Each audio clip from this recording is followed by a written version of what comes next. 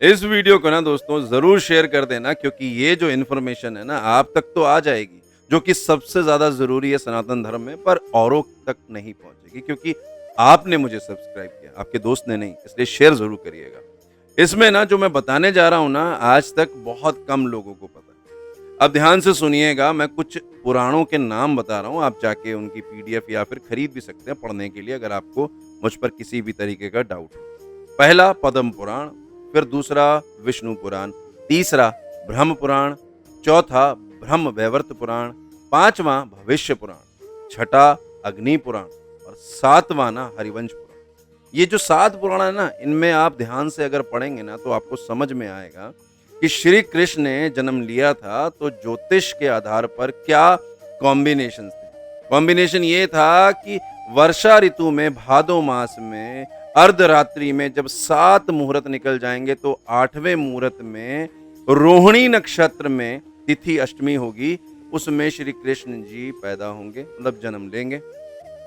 और यही एक आधार होता है हमारे लिए जन्माष्टमी बनाने का या फिर जयंती मनाने का। अब आपने 2 शब्द सुन लिए, जन्माष्टमी और जयंती, पर आज तक आपको ये नहीं पता था कि जयंती और जन्माष्टमी क्या चीज है। इस साल क्या पड़ रहा है, जन्माष्टमी पड़ रही है, जयंती पड़ रही है, ये जानना बहुत जरूरी है, क्योंकि जो मैं उपाय बताऊंगा ना वो आपके लिए बहुत कारगर होगी। सर्वप्रथम याद रखिएगा, जब भी अर्धरात्रि में अष्टमी तिथि के साथ रोहिणी नक्षत्र आ जाता है तो आपकी वो जयंती कहलाती है। लास्ट ईयर में 26 अगस्त 2024 को जयंती ही थी, मगर इस साल रोहिणी नक्षत्र नहीं है, सिर्फ अष्टमी तिथि है अर्धरात्रि में, जो कि 16 अगस्त को यानी कि 15 और 16 की जो मध्य रात्रि है उसमें मनाया जाएगा। तो ये हमारी इस बार जन्म अष्टमी हुई। ये दोनों के बीच का बेसिक डिफरेंस है। अगर नहीं आपको पता था ना तो ये आपका दायित्व है कि आप इसको शेयर करेंगे ताकि ज्यादा से ज्यादा लोगों को पता चल जाए। अब चूंकि ये जन्माष्टमी है, रोहिणी नक्षत्र नहीं है, तो मैं बता दूं, रोहिणी नक्षत्र जो है ज्योतिष शास्त्र में, उसको अगर हम देखें तो वो एक वृक्ष से कनेक्ट है जिसका नाम है बरगद।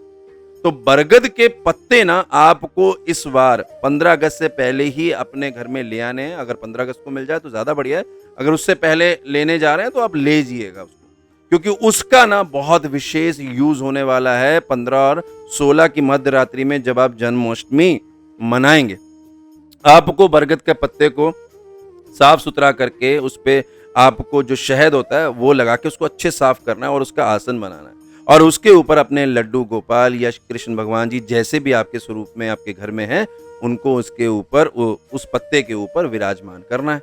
अब उस विराजमान करने के पश्चात जब मध्य रात्रि में आप जब जैसे बच्चे का जन्म होता है ना, श्री कृष्ण का जन्म हुआ, तो खीरा जिसके पीछे वो थोड़ी सी नाड़ निकली होती है ना, थोड़ा सा उसका जो हिस्सा होता है बेल का वो जुड़ा होता है, वैसा खीरा लेके आना और उसको काट के आपको जन्माष्टमी का जो उत्सव है, मतलब भगवान श्री कृष्ण का जो जन्म है, वो अपने घर में मनाना है।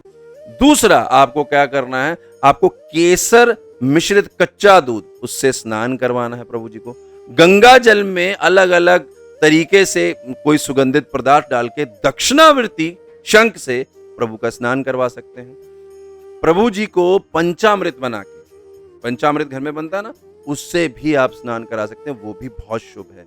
मिश्री का भोग लगाइए प्रभु को, खीर बनाइएगा, उसमें तुलसी जरूर डालिएगा, क्योंकि जो तुलसी है ना वो श्री कृष्ण भगवान को बहुत प्रिय है। धनिये की पंजीरी भी बना सकते हैं। ये ध्यान रखिएगा, ये सारी चीजें अगर आप करते हो ना, खास करके बरगद के पत्ते के ऊपर उनका सिंहासन लगाकर, उनका आसन लगाकर अगर आप करते हैं ना, तो इस वर्ष आप जो अष्टमी हो रही है ना, उसमें आप जयंती वाला जो तत्व है ना वो ऐड कर पाएंगे और अपने इस जो उत्सव को ना आप ग्रैंड लेवल पर बना पाएंगे। और ये जो उपाय होगा ना, आपको सच में बहुत ज्यादा पावर, आशीर्वाद और एक सुख का, आनंद का जो ना एहसास है ना, वो देना है।